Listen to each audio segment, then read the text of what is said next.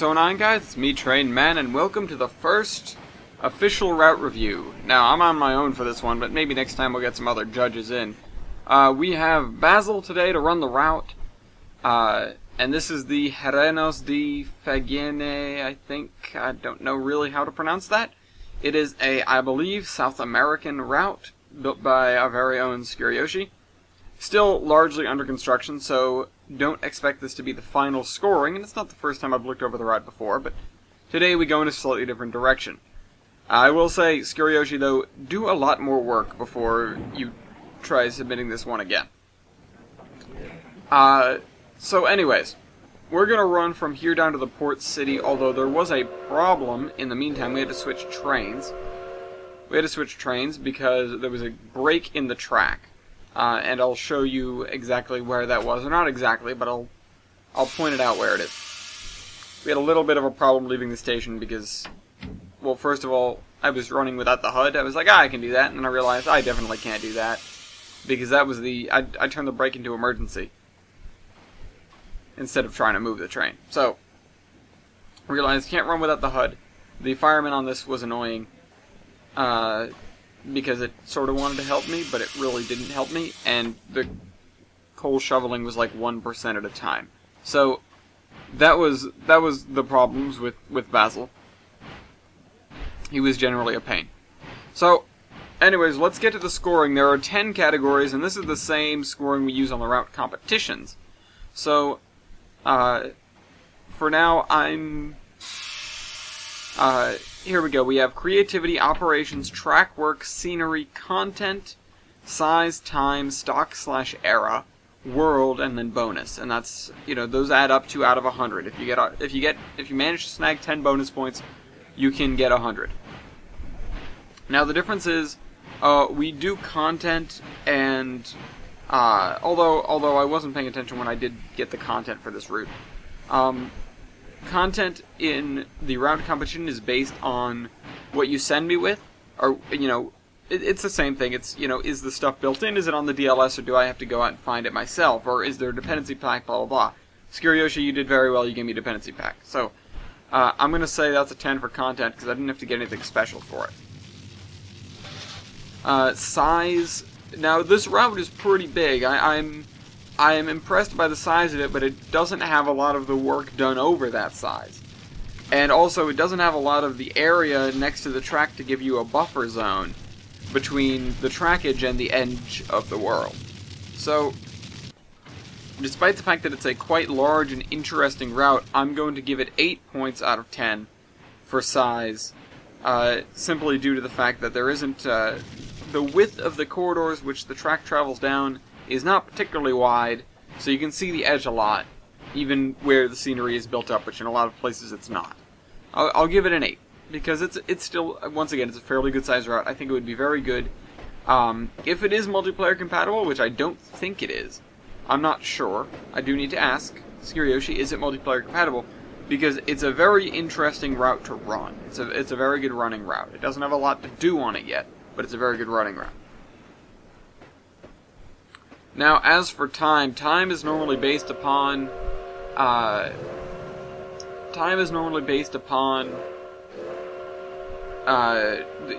2-hour challenge. What was that? Oh, I was blowing the whistle. The 2-hour challenge for stuff. The route competitions have a 2-hour limit and then an extra 10 minutes to submit everything. In that 10 minutes, it counts down from 10 points in time to 0 points in time, and then you're disqualified. But of course, this is a route, and frankly, the thing I need to, I'm going to have to give it a score of maybe a 5 for time, because in the period of time between me reviewing this last and me reviewing it now, not an immense amount has been done. I mean, there have been sections that have been worked on, but it's sort of very willy-nilly, and that's where my problem comes across. I feel like in the amount of time that's passed, not as much work has been done as could have been done. If you guys want to dispute this in the comments, go ahead. You're seeing the best of the route here. Okay, so we passed a signal and we passed a speed sign. Those are good things for operations. The problem is, there's another speed sign. This was very interesting that he actually limited for the curves, something that I almost never bothered to do. And I, of course, blew through that speed sign because I didn't see it coming. That's very good for operations.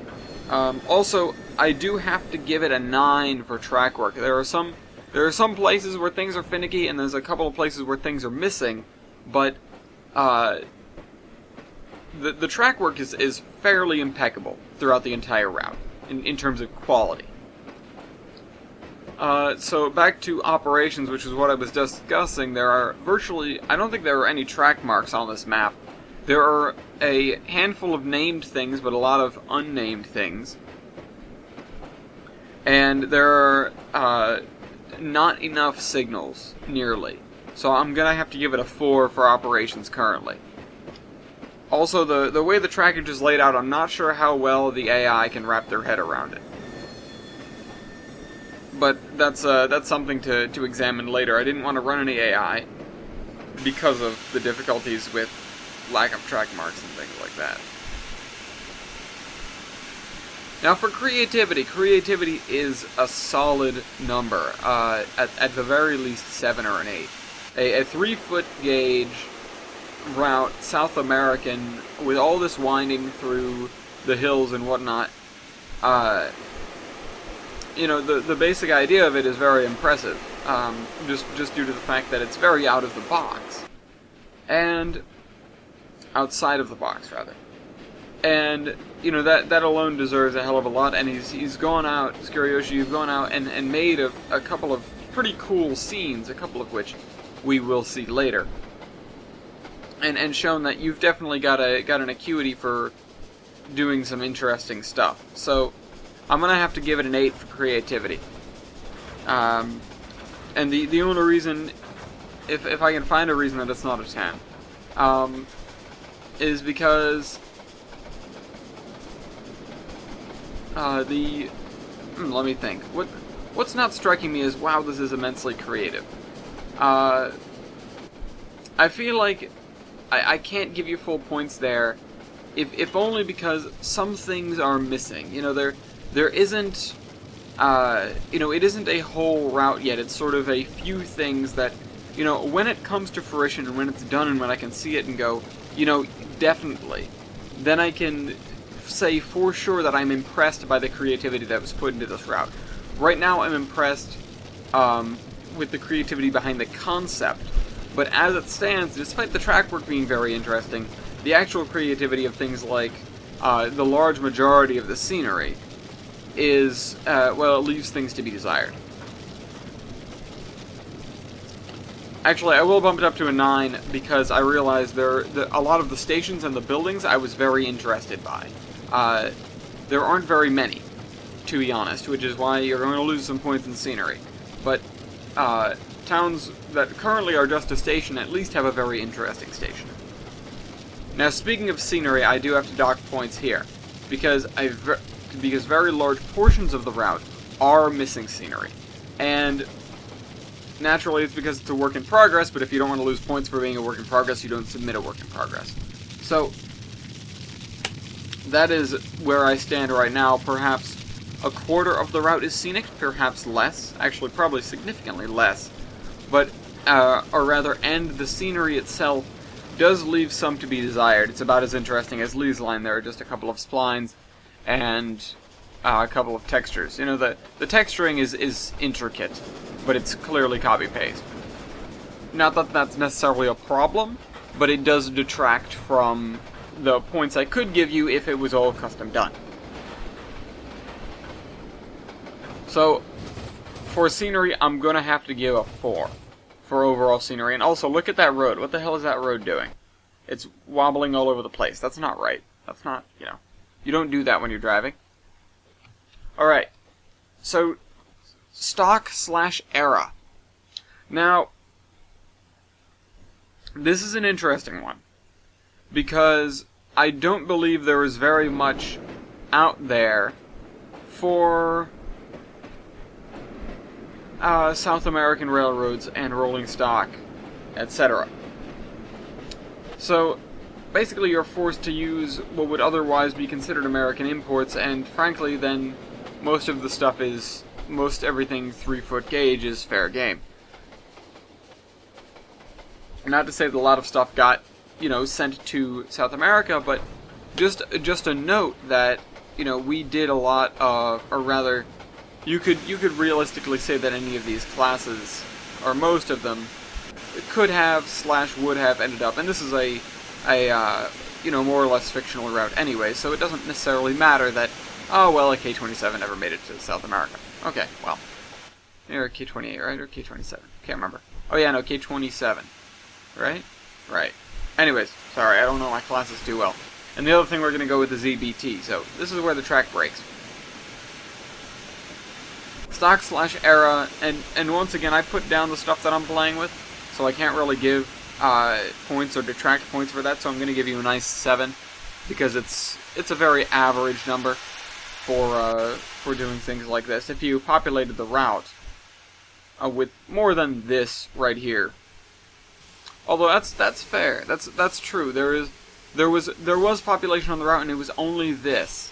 So, as for stock / era, you certainly do not have enough around to move the resources you need to move. And I had to put stuff down myself to run the session, so actually, I'm sorry about the 7, I was wrong.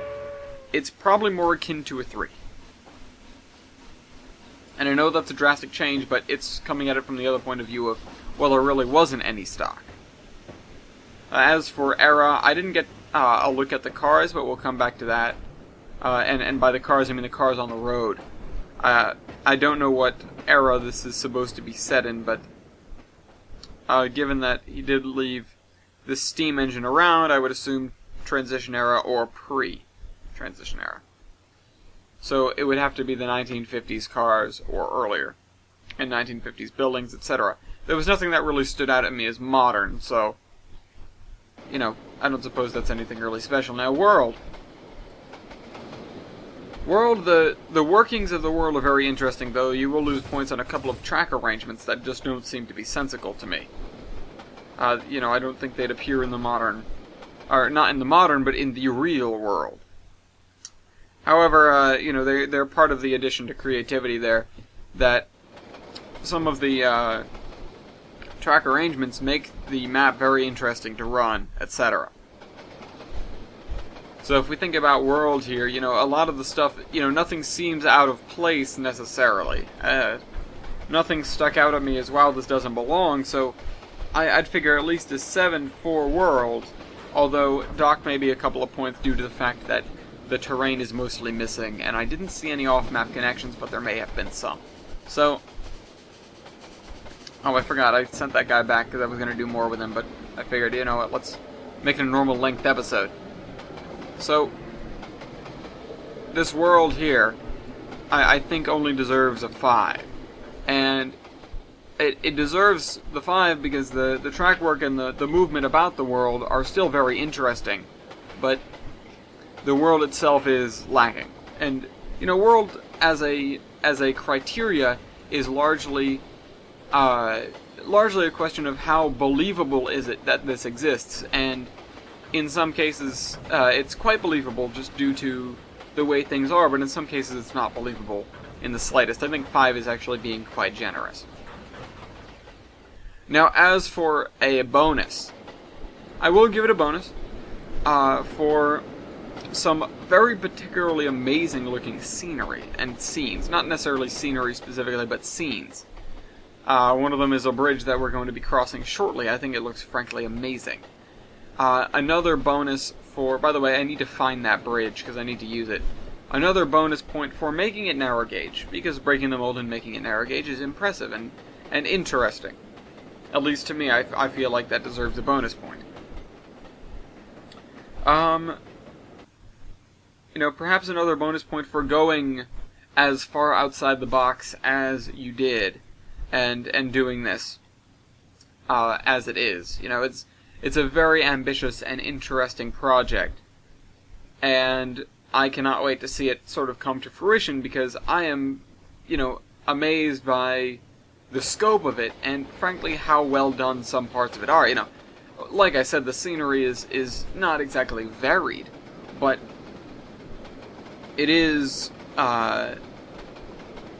it is striking in some cases. It's an interesting thing, and it's more of a running route than a viewing route or a or a switching route. Although there are some yards, it's much more of a running route, and I think it's really cool. The other thing and last thing is I will give you a bonus point simply for the sake of the